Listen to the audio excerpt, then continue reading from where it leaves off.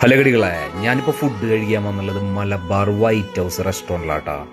ഞാൻ കഴിച്ചത് ബീഫ് വരട്ടിയതും പൊറോട്ട ആയിരുന്നു കേട്ടാ. ഉഫ്, എന്തുട്ടാ ടേസ്റ്റ്! ഒരു രക്ഷയില്ലാത്ത ഫുഡ്.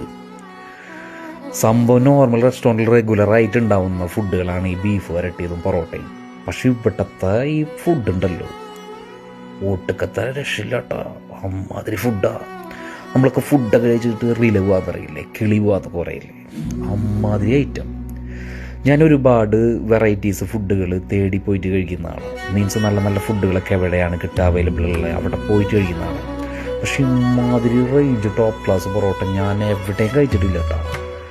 അമ്മാതിരി പൊറോട്ട, എന്താ പൊറോട്ടയുടെ സോഫ്റ്റ്. അതേപോലെ ബീഫ് വരട്ടിയത്, ജ്യൂസി ആയിട്ടുള്ള ഐറ്റം.